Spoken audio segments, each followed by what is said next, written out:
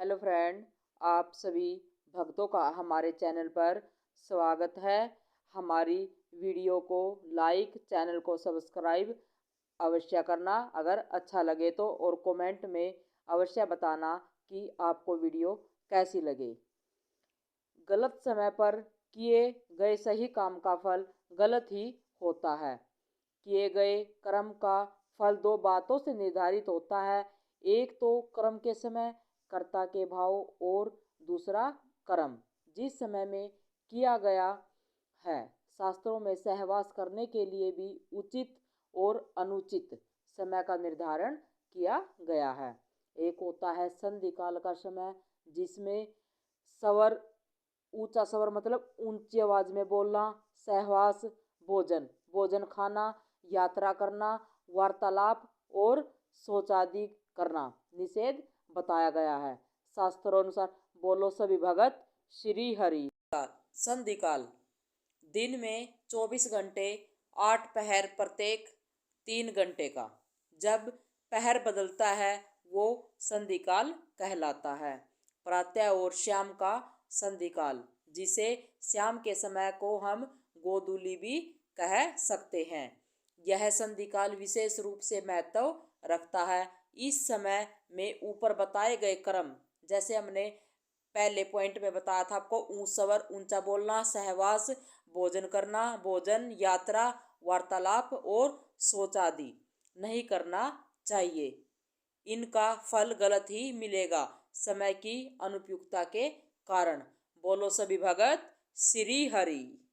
की पुत्री दीति का विवाह कश्यप ऋषि से हो रखा था। दीति कामातुर होकर कश्यप ऋषि के पास जाती है। उस समय कश्यप ऋषि जी संध्या वंदना की तैयारी में लगे हुए थे। जो पहले बताया था आपको, जैसे गोधूली का समय, शाम का समय संध्या वंदना का समय होता है। कश्यप ऋषि जी उस टाइम संध्या वंदना की तैयारियों में लगे हुए थे। दीति ने जैसे इच्छा बताई, कश्यप जी ने कहा, तुम एक मुहूर्त रुको, अनुचित समय चल रहा है, मतलब कि बुरा समय चल रहा है। यह राक्षस, प्रेत, बुरी आत्माओं की सक्रियता का समय है तथा इस समय महादेव अपने शाम के समय तीसरी आंखों से पृथ्वी पर सभी को देख रहे हैं। अतः यह समय संध्या वंदना का है। बोलो सभी श्री हरि। के वेग से दीति बेचैन हो रही थी, तो कश्यप जी ने समझाया, संध्या काल मतलब गोधूली का समय भगवान की भक्ति में लगाने का है, और जो जैसा कर्म इस समय में करता है उसको वैसा ही फल मिलता है, क्योंकि यह समय भूतों का, पिशाचों का बुरा समय होता है। इतना समझने पर भी जब वो नहीं मानी, तो कश्यप जी ने भगवान महादेव और गणों को नमस्कार कर एकांत में दीति के साथ पुत्र प्राप्ति के लिए समागम किया।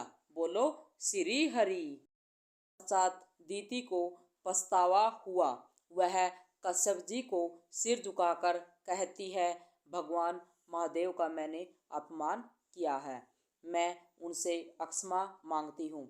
तब कश्यप जी ने कहा, तुमने गलत समय समागम किया है, अतः तेरी कोख से 2 अधर्मी पुत्र जन्म लेंगे, जिनका वध करने स्वयं श्री हरि को पृथ्वी पर आना पड़ेगा। परंतु तुझे पछतावा है तो तुम्हारे 4 पुत्र पैदा होंगे, उनमें से एक पुत्र ऐसा होगा जो हरि का प्रसिद्ध भगत कहलाएगा। बोलो श्री हरि। दीति को पता था कि उनके पुत्र देव को कष्ट देंगे, इसलिए उसने अपने पुत्रों को 100 वर्ष तक अपने ही गर्भ में रखा, जिससे चारों तरफ अंधेरा फैल गया। देव ने ब्रह्मा जी से स्तुति की, इस समस्या का निराकरण करे। बोलो श्री हरि। ब्रह्मा ने कहा कि पूर्व काल में सनत कुमार वैकुंठ में अपनी मुक्ति के लिए श्री हरि से मिलने के लिए उनके दर्शन को गए थे, तो द्वारपाल जय विजय ने उन्हें रोक दिया, जिस कारण उन्होंने जय विजय को धरती पर जन्म लेकर कष्ट भोगने का श्राप दे दिया। ये दोनों ही दीति के गर्भ में बड़े हो रहे थे, जो जय विजय थे। बोलो, इस सृष्टि में भयानक अंधकार और उपरांत दीति के गर्भ से स्वयं दो पुत्रों ने जन्म लिया, जो हिरण्यकश्यपु तथा हिरण्याक्ष कहलाए। जन्म होते ही पर्वत समान विशाल तथा दृढ़ हो गए। ये आदि दैत्य कहलाए।